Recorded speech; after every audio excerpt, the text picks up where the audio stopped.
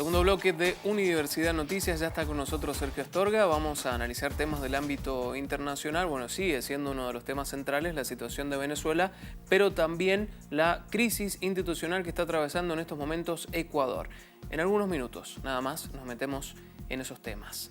Antes nos vamos a meter en lo que va a suceder con las legislativas 2017, las primarias abiertas, simultáneas y obligatorias, porque habrá clases tras las PASO, como no ha sucedido habitualmente, ¿no? Y sobre todo a pesar de la queja de los celadores. Bueno, el gobierno confirmó que el lunes 14 de agosto habrá clases en todas las escuelas, turnos y modalidades. El ministro Dalmiro Garay planteó que no se quiere perder más días de clases. Es puntualmente esta la situación y vamos a ver en la siguiente placa los datos más relevantes de esta situación. Por ejemplo, ¿cuánto van a cobrar los celadores por trabajar justamente ese día domingo? Van a tener que trabajar hasta altas horas de la madrugada, 700 pesos más adicionales. Para que lo tengan en cuenta, los colectivos van a circular con normalidad durante ese domingo, como cualquier día van a funcionar los colectivos. Y la Cámara Nacional Electoral, presta atención en esto, porque recomendó chequear los lugares de votación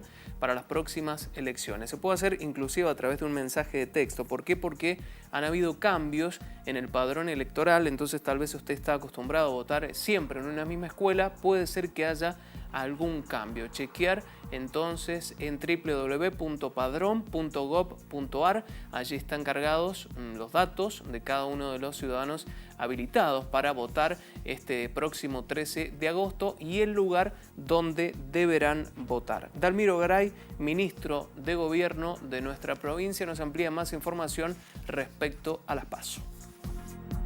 Se ha tomado la disposición de que los alumnos vayan a clase el día posterior a las elecciones. Para eso se va a disponer un operativo en las 565 escuelas que hoy están afectadas al comicio, en donde los celadores van a trabajar para acondicionar todo para que el próximo día sea una actividad normal. Estamos pensando en una afectación de un poco más de 1000 celadores. Se va a pagar un adicional extra a su salario de 700 pesos que se va a liquidar con su sueldo. Y bueno, con eso vamos a cubrir las necesidades de todas las escuelas afectadas al comicio. Inicialmente ese operativo va a costar cerca de 700.000 pesos, que es el adicional que se le va a pagar al celador. Y también estoy en condiciones de anunciar que la Secretaría de Transporte ha dispuesto que la circulación de todo el servicio público de transporte de la provincia ese día sea como un día lunes, es decir, va a ser absolutamente normal. Se va a trabajar con el servicio con ningún tipo de merma en la frecuencia, sino como un día normal de actividad común de la provincia. A ver, no necesariamente el celador tiene que estar el día del comicio completo, el celador va a estar afectado solamente para la limpieza posterior a la elección. Por lo tanto, no es que va a estar desde la mañana el día domingo. O sea, tienen que con la directora de la escuela acordar el horario de ingreso que va a ser cuando esté terminando la elección, para poder empezar ahí el proceso de limpieza y desinfección que se hace normalmente para todas las elecciones. La única diferencia que se va a hacer, en vez de hacerlo el día lunes, se hace el día anterior, para con esto sumar 2 días más al calendario escolar.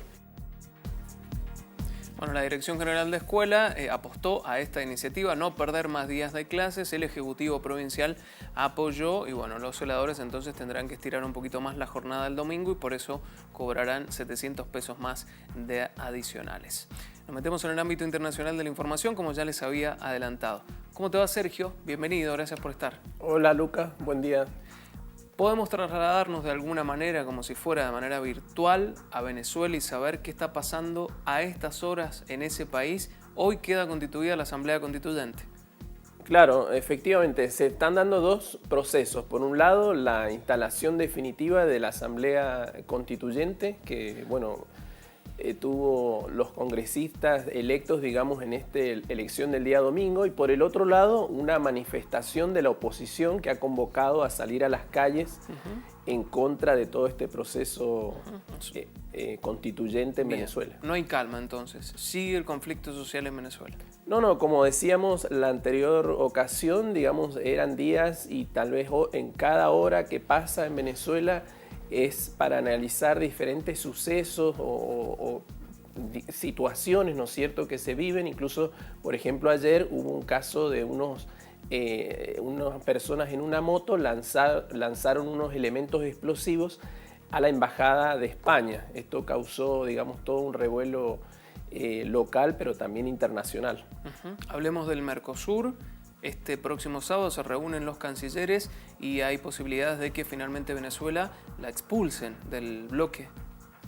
Claro, la ofensiva de la derecha y de los gobiernos neoliberales de la región y del mundo, digamos, continúan su discurso y sus acciones dentro de lo posible en contra del proceso de la constituyente en Venezuela. Y en el caso del Mercosur, ya sabíamos cuando se reunió en Mendoza, se firmó la posibilidad de que se aplicara el protocolo de Ushuaia, y es eso lo que van a buscar los cancilleres mañana en Sao Paulo, que efectivamente se suspenda definitivamente a Venezuela del bloque regional. ¿Y vos qué opinás en base a lo que pasó aquí en la provincia de Mendoza, donde algunos presidentes tenían esa iniciativa y otros consideraban que es una cuestión institucional en la cual no hay que involucrarse, como por ejemplo Tabaré Vázquez?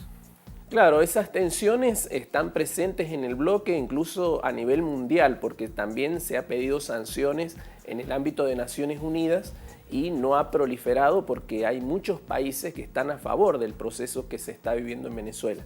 Ahora bien, en el caso del Mercosur, digamos, ya estaba vigente una suspensión, es decir, el comercio se ha cortado con Venezuela entre los países del Mercosur, así que es realmente una decisión más formal que... de alguna manera ya la excluyeron, es lo que claro, decís vos. y que va a seguir deslegitimando el proceso de la constituyente en Venezuela. Pero en términos concretos, digamos, ya Venezuela ha sido separada del comercio regional. Y bueno, igual, por ejemplo, si analizamos las sanciones de Estados Unidos que busca Trump, que ya se aplicaron, también sus efectos son por ahí un poco mínimos, porque ya desde el 2015 que se vienen realizando diferentes tipos de bloqueos económicos, y esto lo que ha significado la poca llegada de divisas o de dinero, digamos, al territorio venezolano, y lo que ha imposibilitado que los ciudadanos tengan acceso a bienes comunes, bienes que precisa, digamos, en su vida diaria, y ha, digamos, impedido la importación de productos, digamos, relevantes para la vida de los ciudadanos. Entonces, claro, es un proceso que, digamos, estas sanciones implican sobre todo mayor deslegitimación del proceso de la constituyente y a su vez buscar aliados para que, bueno, o Maduro renuncie o se dé atrás con el proceso constituyente. Pero ya las lecturas que nosotros hacemos desde el gobierno bolivariano en cabeza de Maduro, pero de todo su equipo chavista, digamos, está convencido en seguir ese proceso. Y bueno, ahora con la constituyente, que significa que todos los sectores sociales, desde las comunidades indígenas, grupos estudiantiles, grupos de las organizaciones sindicales, mujeres, la juventud, los campesinos, los diferentes sectores, se van a poner a trabajar en un nuevo entramado institucional que de alguna manera consiga bueno, la paz, buscar mayor margen para la justicia y para la seguridad de toda la población venezolana. ¿No parece generarle a Maduro dar marcha atrás o reflexionar sobre esta asamblea constituyente la negativa o la falta de reconocimiento de los presidentes del mundo frente a la asamblea? Pero los que últimamente también hablaron hace horas nada más y pidieron que diera marcha atrás es el Vaticano. ¿Qué pensará Maduro respecto a esto? Digo, a la postura de la Iglesia frente a la crisis institucional que atraviesa Venezuela.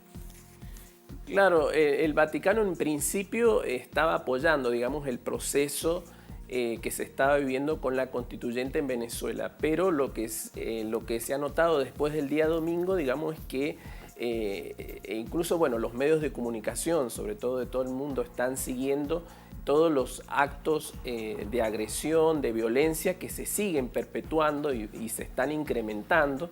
Y esto conlleva, digamos, ya una creciente nivel de inseguridad, de violencia, y bueno, en el cual la Santa Sede ha tomado postura por pedir realmente que se dé marcha atrás a la constituyente. Pero en la lectura de Maduro propiamente dicho, digamos, él está convencido, digamos, de toda esta operación, que algunos analistas hablan de un golpe blando, digamos, de una nueva estrategia de imponer, digamos, un orden en contra de algo que ya está constituido. Maduro fue electo popularmente, digamos, hubo ahora una convención constituyente elegida con, digamos, la constitución política, con todos los recaudos de la Constitución, y pues, se busca por todos los medios y sobre todo de los mediáticos, digamos, de buscar deslegitimar todo este proceso.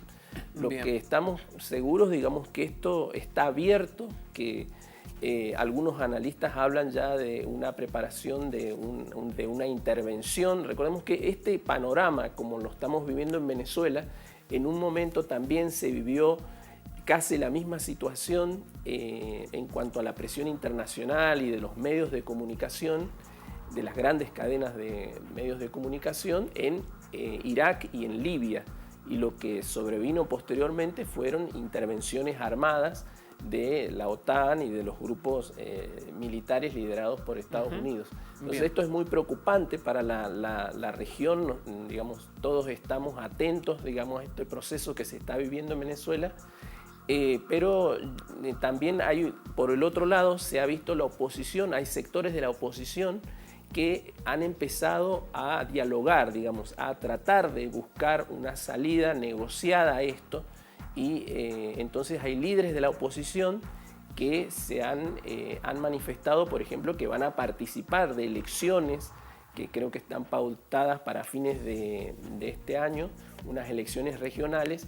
Hay líderes de algunos partidos, Acción Democrática, que han manifestado participar. En cambio, la mesa que está liderando, sobre todo ahora, las marchas que en estas horas se están produciendo en la ciudad en contra de la instalación de la Asamblea Constituyente, digamos, se están dando ciertas divisiones, tensiones hacia el interior de la oposición, porque, digamos, está esa disyuntiva de cuál camino seguir, o si el de la perpetua oposición, digamos, al régimen de Maduro, o de alguna manera, bueno, entablar un diálogo, enfrentarse en elecciones y, bueno, esperar el resultado de las urnas. Bien, rápidamente, Sergio, contanos qué pasa en Ecuador también, porque la situación institucional es compleja.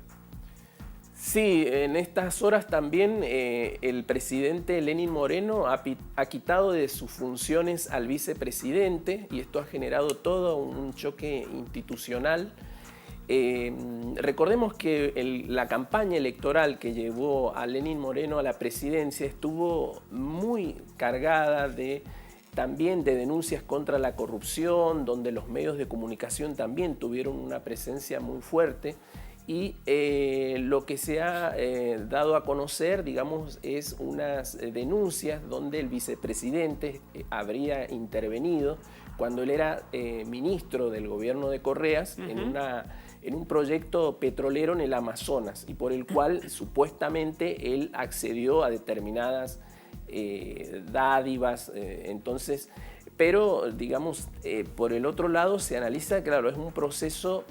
Lenín Moreno empezó con una apuesta algo contraria a la que venía trayendo Correa, digamos, en su revolución ciudadana, que implicaba incluso algunas políticas de ajuste estructural, salirse un poco del molde de lo que planteaba la revolución ciudadana del gobierno de Correas. Entonces, esto llevó a un enfrentamiento con el vicepresidente, y bueno, y ahora ha terminado con esta, digamos, destitución, digamos, formal, aunque bueno, el vicepresidente ha dicho no voy a renunciar. Todos los medios de comunicación y los líderes de la oposición están pidiendo que... O sea, siguen funciones, digamos. Claro, pero la oposición y los medios piden que renuncie, que él dimita porque, bueno, por este caso de las denuncias y porque ahora hasta incluso, bueno, el vicepresidente le ha arrebatado sus funciones, digamos, formales, pero el vicepresidente ha dicho que no. Y Rafael Correa desde Europa le ha dado todo su apoyo. Sentite orgulloso, vos seguí el camino que el pueblo te ha concedido como vicepresidente de la República. Bien. Así que bueno, es un proceso también complejo que tocará ver que en estos días, digamos, cómo continúa, ¿no es cierto? Sergio, muchas gracias por estar con nosotros. Bueno, no, gracias a ustedes. A nosotros nos queda más información todavía para compartir con ustedes, pero lo vamos a hacer en el próximo bloque. Ya venimos.